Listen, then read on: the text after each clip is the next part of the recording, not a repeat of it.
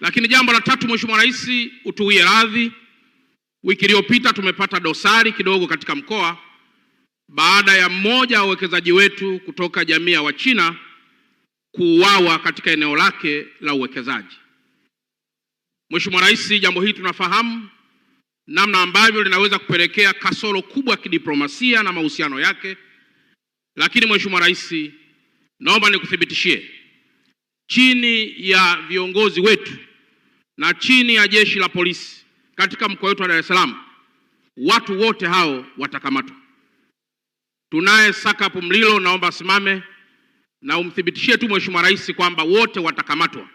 Lakini si yeye tu, Mheshimiwa Rais, ndani ya mkoa huu najivunia ma-RPC watatu: Sakapu Malulu, Sakapu Mgonja, Sakapu Kitinku. Wote naomba msimame ili Mheshimiwa Rais aweze kuwaona. Kwa hiyo Mheshimiwa Rais, hao wanajivunia nao, wanamsaidia kazi kubwa sana Sakapu Mlilo, na nataka nikuthibitishie kwamba hao wote waliofanya hivyo watakamatwa. Lakini jambo la nne, Mheshimiwa Rais, yanapotokea mambo kama haya, tumeendelea kutoa elimu kubwa sana kwa Watanzania kwamba linapotokea jambo la namna hii, jamii yoyote ile ambayo tayari ina majawabu kuhusu jambo lililotokea, watoe ushirikiano kwa jeshi la polisi na vyombo vyote vya usalama ili masuala mengine yaweze kuendelea. Sio busara wala akili kuanza kumnyoshea kidole mtu ambaye hajahusika moja kwa moja na jambo hilo. Mheshimiwa Rais, jeshi la polisi ni muhimili mkubwa sana katika taifa letu, na ndio maana inaitwa cohesive apparatus of the state. Hizi Mheshimiwa Rais hazijaanzishwa kwa ajili ya manufaa yako wewe, zimeanzishwa kwa ajili ya manufaa ya taifa, kwa sababu taifa linahitaji ulinzi wa watu na ulinzi wa rasilimali.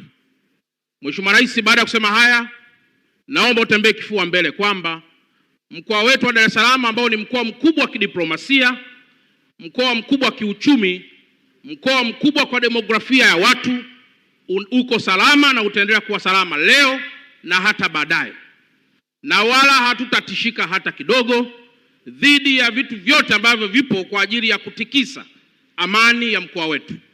Mheshimiwa Rais, baada ya kusema haya, nakushukuru sana na Mwenyezi Mungu aendelee kukubariki ili uendelee kutuongoza taifa hili katika kipindi hiki kipya ambacho umepewa ridhaa kubwa ya Watanzania kuweza kutuongoza.